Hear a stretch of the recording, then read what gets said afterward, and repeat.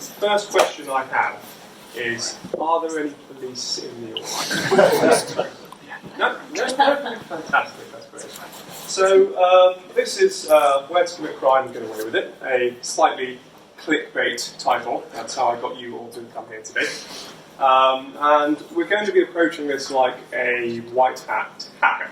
So white hat hackers, they basically break into websites and they'll tell people about it afterwards and say that we found this security vulnerability, go fix it please.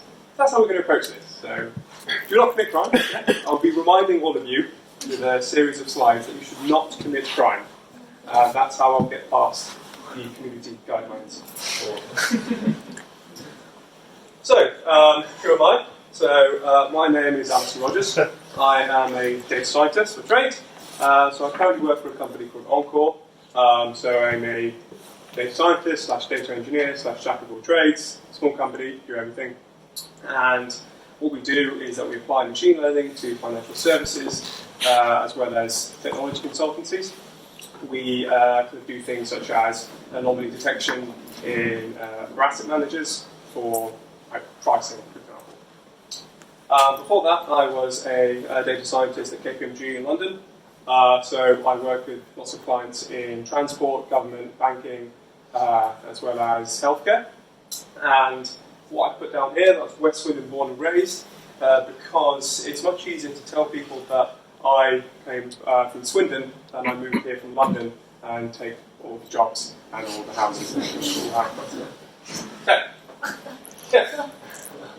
So, shameless plug, we are hiring at OnCorps, so we're hiring for senior to level engineers. Anybody who's experiencing kind of the JavaScript stack there, PHP and Python, feel free to email me. Perfect, got lots of work, lots of interesting stuff, so please contact me.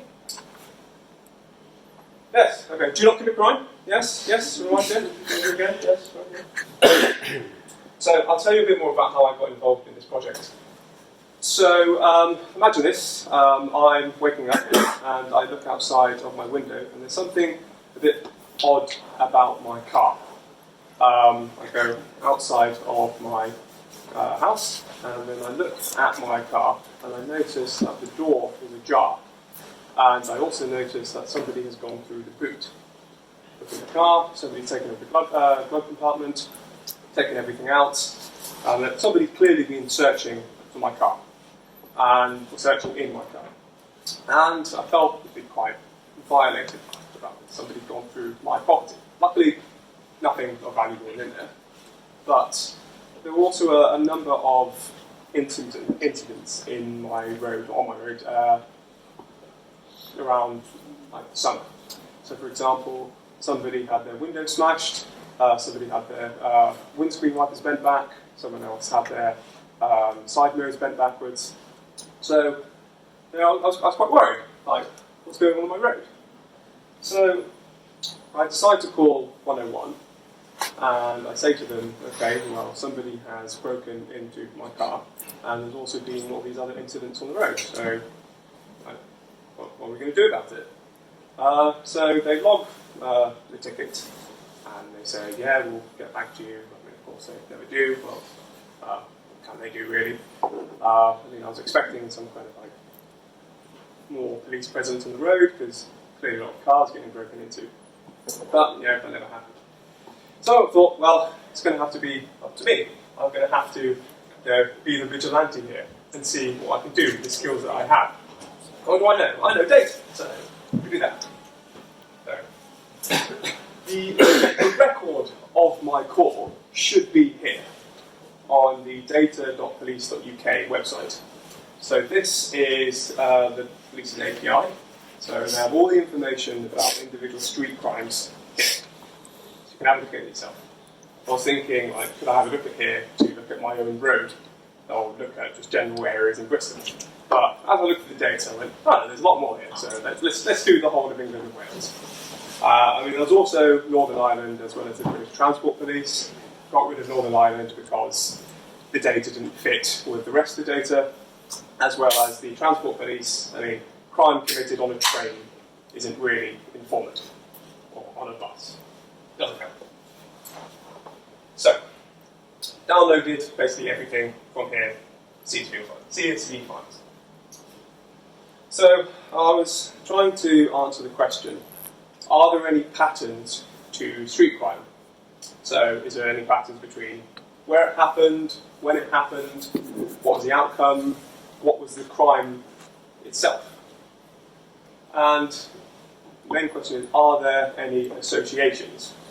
So for those of you who know, that might lead you to the kind of method that I was using in order to answer this question. So most of you might not know, because you guys are into cool deep learning stuff, not the old school statistics. Yeah?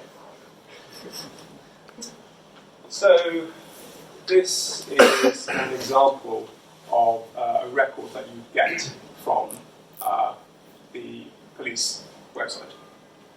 So just come over here. So as you can see, we've got when the crime actually occurred. We've got the constabulary who were responsible for that crime. We've got a longitude and latitude which is anonymised. They won't actually tell you where the crime happened. Don't know why. Maybe I would do something more interesting with it. We've got the location that was all on here, this particular place, which was in South Gloucestershire. So you might be wondering what this individual code is here. So South Gloucestershire 032C. I will explain what it is later on. And we can see that this was a burglary, and it's currently awaiting a court outcome. And it's context field, which was always blank. Am I losing anyone? No? So, if you're wondering what an LSOA was, it stands for a lower layer super output area. So it's a way of kind of dividing the UK into separate little chunks, where the mean population is about 1,500 people. And there are about 35,000 of those. So, I don't know if any of you have seen in the news about a place called Jaywick in Essex.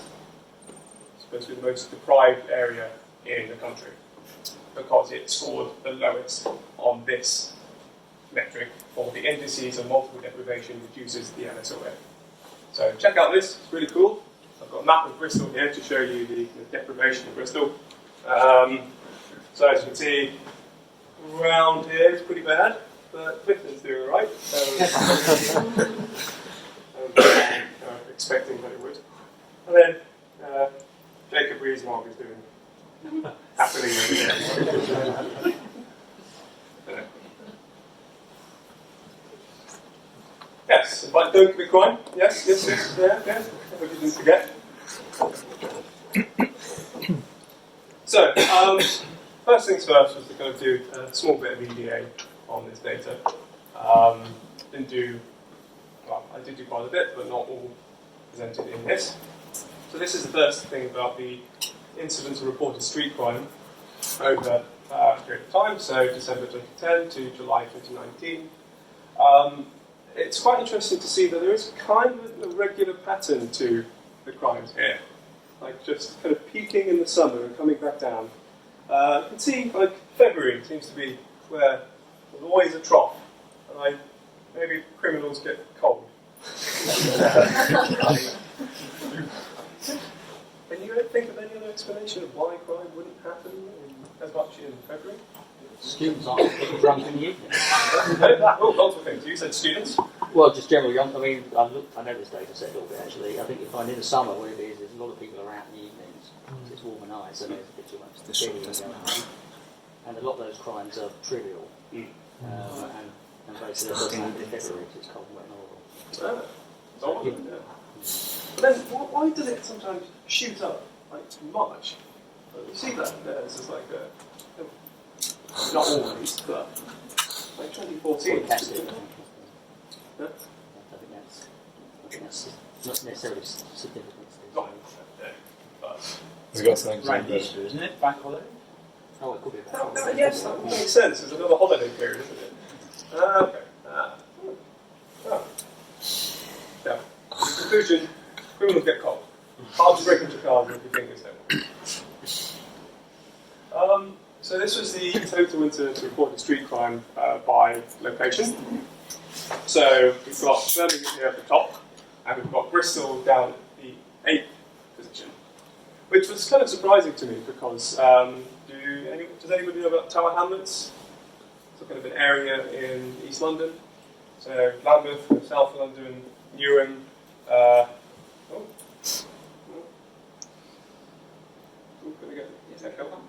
we go. Yeah. So, yeah, big crime scenes. Everybody listens to crime. Well, yeah, it's kind of odd that we would be higher than these individual areas, which are notably quite deprived and they have a lot of street crime. Although in Tower Hamlets you also have Canary Wharf, which will mainly be financial crime, which is not represented here.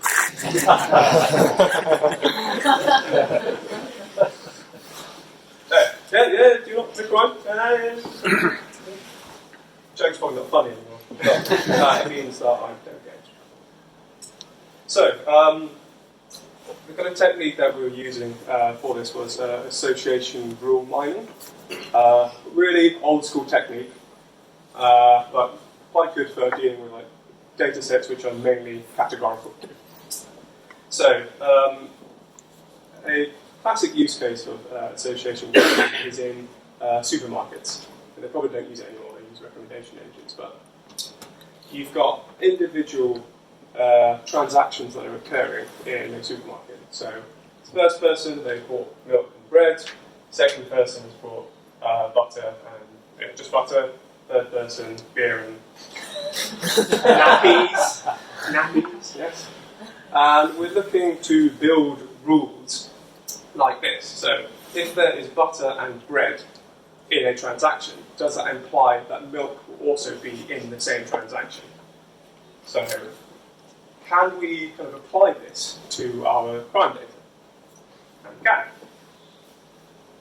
So, we've got a list of crime transactions here. So, with those fields I spoke about earlier, kind of making them categorical. So, for example, here we've got crime that occurred in Barking and Dagenham. The Metropolitan Police were responsible for it. It occurred in August. It was a vehicle crime, and it's currently under investigation. So that would be what I call a crime transaction. Now, using this data set, can we build rules similar to the supermarket, where we've got a crime that occurred in Bristol and it occurred in August? Does that imply it was a drugs-related crime? Not sure why I picked that one. Yeah, if you're laughing, then you're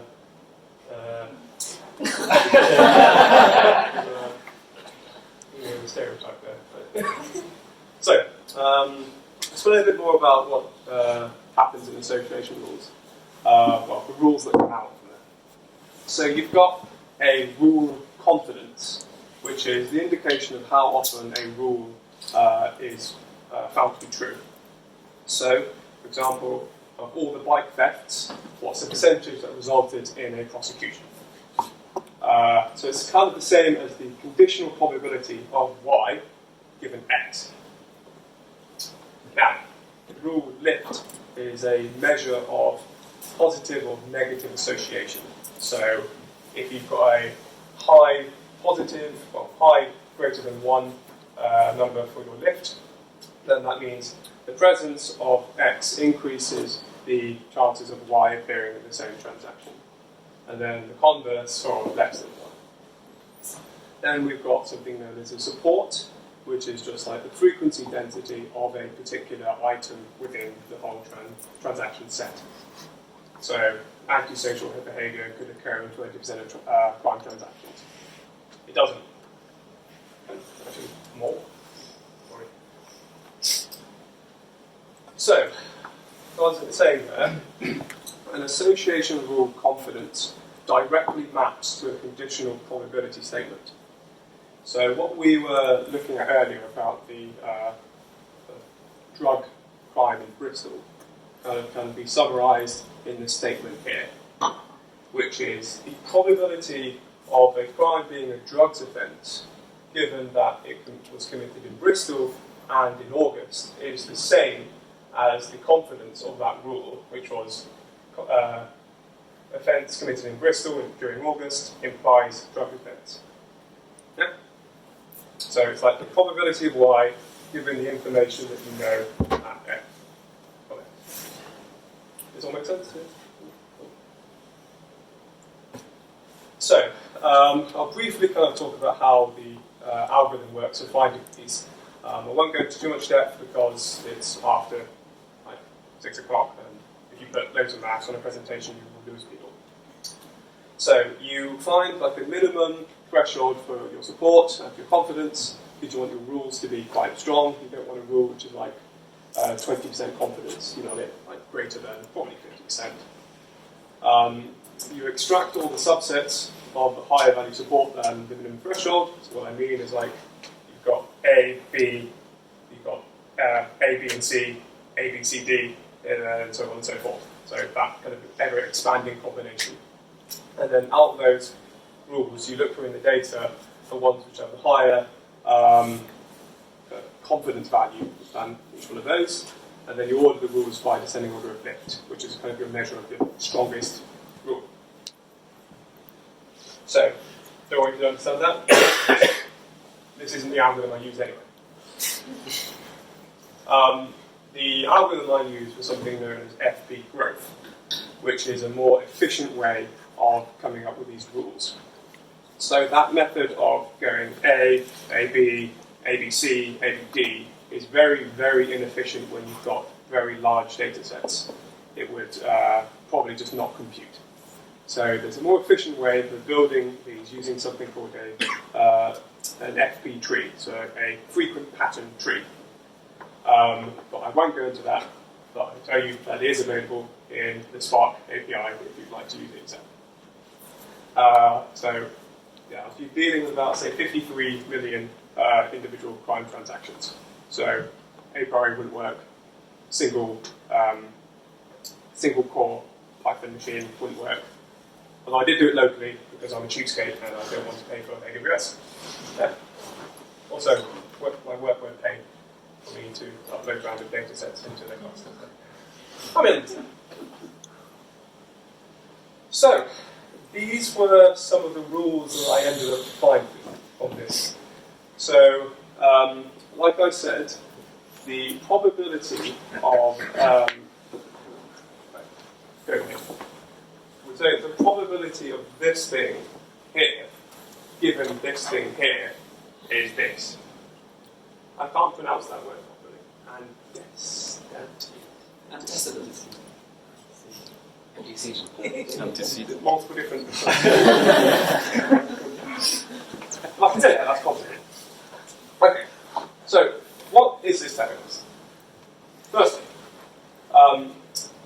if you have a crime where there's a bike there, the probability that the investigation will be complete with no suspect identified is around about 72%. Based on the model. Okay. I mean, it's a trade on quite a big data set, so I've got reasonable confidence in it. So, same with burglary as well. So, the probability of a burglary having no suspect identified is 71%. Well, then we go down to here. We start looking, it's a bit lower confidence, but we start seeing rules about individual places. So, the probability of crime occurring in Manchester with no suspect identified is 65%. Get lower down to here. You might be wondering why this bar is here. This would break community guidelines, so we're not going to talk about it. Yeah, theft from the person, 16%. But this one here is the strongest rule with the highest lift. So, also we've got vehicle crime here, which is the one that I'm kind of focusing on. I'm just thinking, well, crap. Well, what do I do? So, the conclusions I'm drawing from this is you should all steal a bike. You burgle a house, and you commit any crime at all. I've obviously seen the disclaimer there. Don't do any of it, right? I'm fine with it. Yeah, I'm not. Yeah, I'm going to be invited back. But, I mean, in all seriousness, our police services are stretched here. So I've kind of had a look at my, the output of my model, and I've started looking at, is this actually true? And, I mean, the answer is yes. See, Greater Manchester Police, 43% of crimes not fully investigated. That's quite worrying. Same with bike thefts. So this is a story about a guy who, his bike was locked up, and the CCTV was pointing at it, and it was locked with a gold standard lock, yet it was still broken into.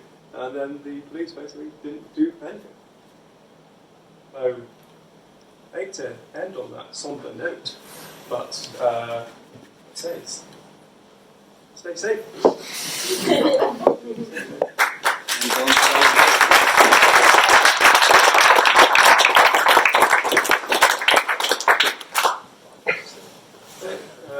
Keep that there, it's very important. Well, I finished earlier than I expected, but that's good. So, guys got any questions for me about this? So the obvious one is, did you work out exactly how unlucky you were to have your car? No. I think I should have done it like local to Bristol in my area, but I guess I wasn't really that unlucky then, was I? Based on it's really quite worrying.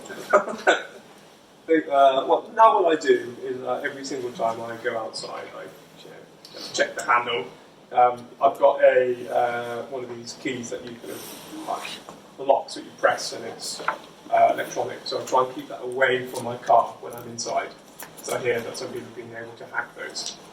They've also been able to hack those keys which actually start your car by pressing a button.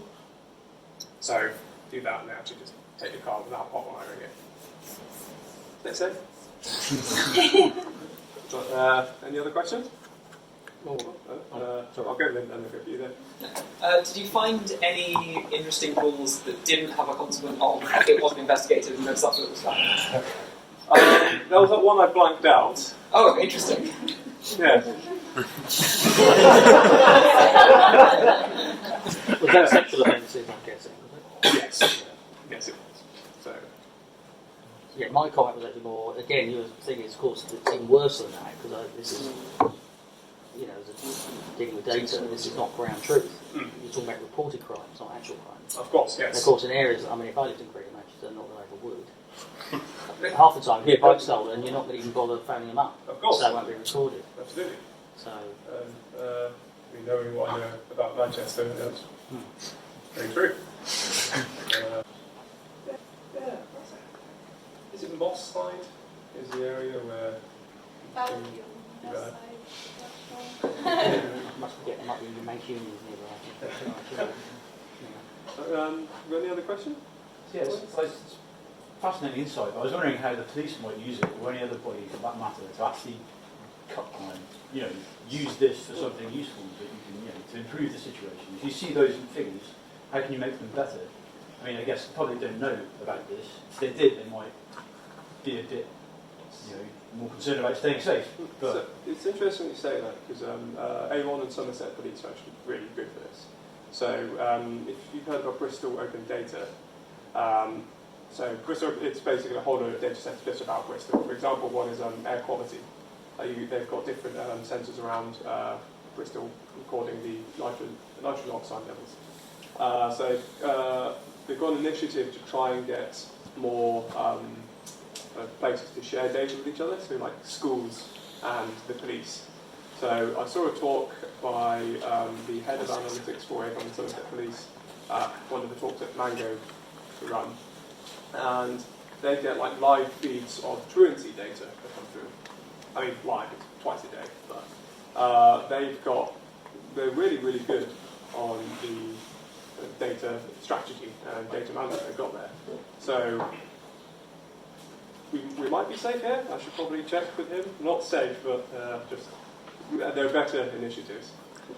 It's interesting that you told me that there are people who live in Hartcliffe who've never been to the city centre.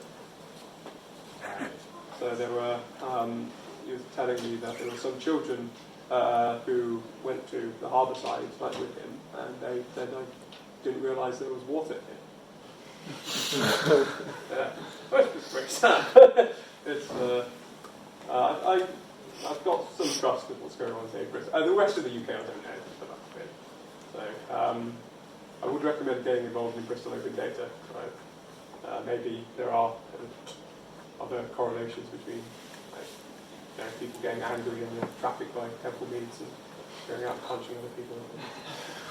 On a serious note for a second, I mean, the problem with using this sort of historical data, which everyone knows the US is heavily into this now, is that you tend to embed prejudices in the past. In minorities would have been arrested and picked up because of police bias in the past, and that gets into the record and you can then do predictive analysis, which leads to future bias. So it's just a of course, yes. They also have the stop and search data available in the which didn't do any analysis on. But it's interesting. The things they're recording is the ethnicity of the person they're searching, as well as what the officer thought their ethnicity was. So I don't know if they're trying to account for that by recording that additional data.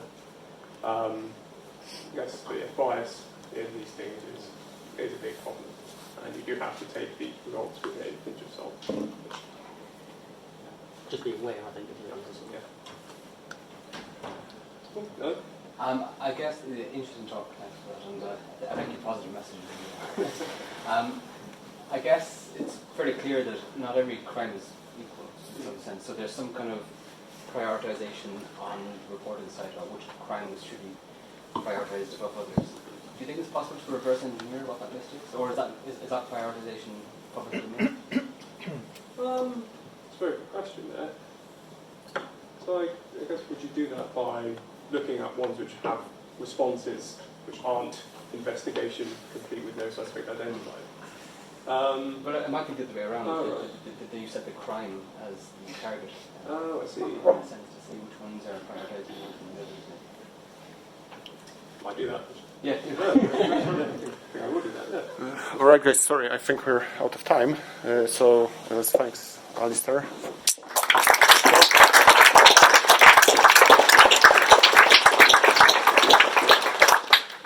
And let's have a 10-minute break before the next speaker.